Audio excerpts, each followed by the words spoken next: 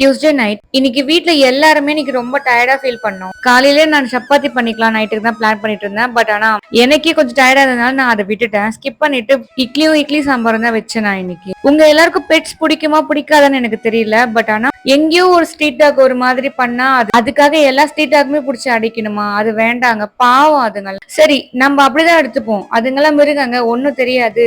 வெறி புடிச்சு கடிக்குதுங்க நம்ம சொல்றோம். நம்ம இந்தியால இல்ல, இந்த வேர்ல்டு ஃபுல்லாவே அங்கங்க நிறைய இடத்துல பெண் குழந்தைகளை அபியூஸ் பண்ற எவ்வளவு வெறி புடிச்ச நாய்ங்க இருக்கு. அப்ப அவங்க பண்ற ஒரே ஒரு தப்புனால எல்லாரும் மாதிரி ரிஃப்ளெக்ட் பண்ண முடியுமா? உங்களெல்லாம் வெளியே விட்டாலும் நீங்களும் எப்படிதான் பண்ணுவீங்கன்னு புடிச்சா போட முடியும்ல. அந்த மாதிரி பண்ணா ஒரு ஆம்பளைங்க கூட ரோட்ல நடமாட முடியாது. எல்லாருமே ஜெயில் உள்ளதா இருக்கணும். ஈவன் இந்த விஷயத்துக்காக ஜட்மெண்ட் கொடுத்த ஜட்ஜே ஆம்பளையா இருந்தா அவரும் உள்ளதா இருக்கணும்.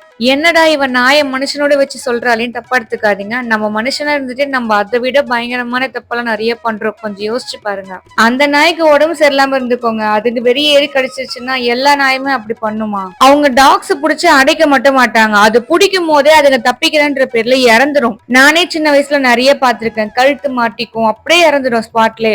அதெல்லாம் கொண்டு போய் தனித்தனியெல்லாம் புதைக்க மாட்டாங்க. எல்லாத்தையும் ஒரு பெரிய பள்ளமா நோண்டி மொத்தமா எல்லாத்தையுமே போட்டு புதைச்சு விட்டுருவாங்க. ப்ளீஸ் இந்த விஷயத்துக்காக கொஞ்சம் சப்போர்ட் பண்ணுங்க எல்லாருமே.